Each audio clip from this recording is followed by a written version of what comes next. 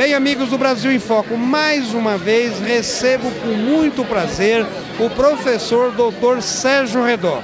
Sérgio Redó é um ilustre advogado e hoje preside a nossa querida API, Associação Paulista de Imprensa. Professor Sérgio Redó, sempre um grande prazer tê-lo aqui no Brasil em Foco. Uma satisfação muito grande, Clóvis, e eu te disse, não é, fora do ar, e repito, todas as vezes que eu dou entrevista para você, felizmente há uma repercussão muito boa e a gente tem várias pessoas que nos informam e que realmente assistem o seu programa. Enfim, é um prazer estar com você e você sempre nos lugares agitados e fazendo a cobertura com pessoas que merecem o destaque no Brasil em Foco.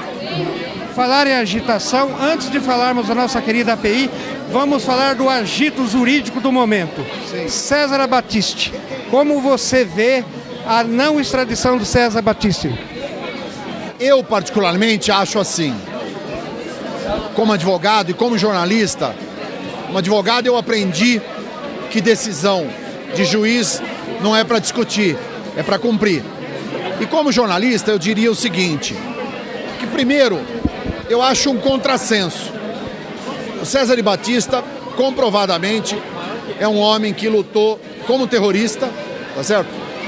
Enfim, tem toda um processo que fora realizado na Itália. Ele foi condenado à prisão perpétua por ter assassinado 4 pessoas. Aí vem aquela coisa, a motivação foi política. Ora, alguém pode tirar a vida de outrem por motivação política? Por mais importante que seja, tá certo? Quer dizer, se você pode pensar, bom, mas se tiver em guerra, aí é outra história. Não era uma revolução, do qual a Itália, à época, passava por problemas de ordem de cisão entre poder, e aí o César Battisti queria, através das armas, tomar o poder, junto com o seu grupo. Então eu penso particularmente o seguinte, em primeiro lugar, que nesse episódio, o Supremo Tribunal Federal decidiu que deve prevalecer a manutenção, tá certo, da liberdade dele, em razão de que essa foi a decisão do presidente da República. E como tal foi quebrado um tratado internacional que não fora cumprido. E um tratado que já fora assinado entre Brasil e Itália. Agora, o que isso representa no Conselho da ONU? Você tem aí uma participação importante da comunidade europeia dentro da ONU, da Organização das Nações Unidas. E o Brasil é um pretenso candidato como membro efetivo do Conselho de Segurança da ONU. E eu acho complicado. Quer dizer, a partir do momento que a gente rompe, tá certo? A necessidade de cumprir um tratado internacional e celebrado com a Itália, que é um país, como disse, de muita tradição e que tem uma importância dentro desse contexto. E vejo que dificilmente nós conseguiremos resolver isso. Tanto que o próprio Nabor Bulhões, o advogado do governo italiano, nesta ação no Supremo Tribunal Federal, vai ingressar com uma ação junto à AIA, ao Conselho Nacional de Haia, tá certo? Com o objetivo de discutir ao Tribunal Internacional de Haia. E junto ao Conselho vai discutir a possibilidade de fazer com que essa decisão do Supremo Tribunal Federal seja revertido e que o Brasil cumpra literalmente o Tratado Internacional com a Itália. Saída do Palocci era o caminho? O Brasil até agora não regulamentou a questão do lobby. O ministro, enquanto deputado federal, acabou usando dos seus conhecimentos, do seu relacionamento, enfim, e firmou um contrato com a sua empresa, um contrato particular, com cláusula de confidencialidade.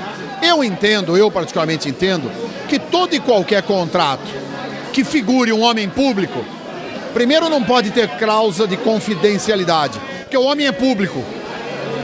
Então não há se falar em sigilo contratual à medida que você tem alguém público envolvido nesse contrato.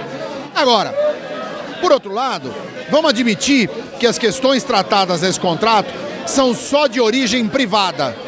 E aí então a gente caberia tirar a figura do deputado e entrar a figura do médico sanitarista Antônio Palocci. Agora, aí eu fico pensando o seguinte, quem é que como médico sanitarista teria oportunidade de firmar contratos para em 4 anos ter 20 milhões de reais? Quer dizer, veja, eu não vou desconfiar da capacidade técnica dele. Ele é um grande profissional. Inclusive, conversando com um médico, também infectologista, disse o seguinte, que o Pallotti fez algumas entrevistas e também fez uma campanha para uma grande empresa de saúde a respeito do problema da dengue. Então, veja, tem tudo a ver. E aí eu acho ele, como um homem público, possa aí oferir um recurso importante em honorários. Agora, eu particularmente acho que não ficou explicado. E a ministra, que foi escolhida com o objetivo de substituir o ministro Pallotti, eu acho que é uma pessoa íntegra, uma mulher que demonstrou na sua vida pública ser uma técnica, ser uma política, porque ela, como deputada federal pelo PT no Paraná, o Paraná é um estado onde o PT não tem lideranças, e ela ganhou lá de Requião, do José Richard. Mais de 3 milhões de votos. Mais de 3 milhões de votos. Então mostrou que tem bala na agulha.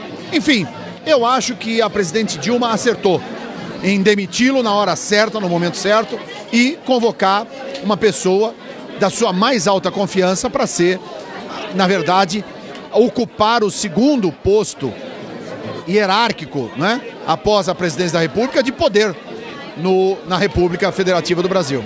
Não dá para encerrarmos sem falar da API, Associação Paulista de Imprensa, que o senhor está brilhantemente presidindo.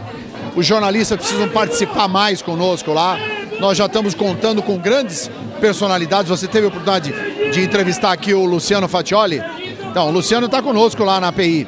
É um grande colaborador, escreve para o nosso jornal, tem participado das nossas reuniões. Da mesma forma, o Milton Neves, o nosso querido o Percival de Souza. Nós temos também a participação importante do Heródoto Barbeiro. Enfim, temos grandes jornalistas que contemplam esse trabalho com primazia. A associação agora precisa de você, Clóvis, para estarmos juntos. Já estou lá, tanto estou que vamos começar agora a partir do mês que vem, fazermos lá um programa dedicado à API, o Momento API. Fechadíssimo. A Associação Paulista de Imprensa agradece. Todo o estado de São Paulo, os jornalistas, a você, o seu trabalho, que nós tanto admiramos. Brasil em Foco precisa estar sempre presente com os jornalistas do estado de São Paulo.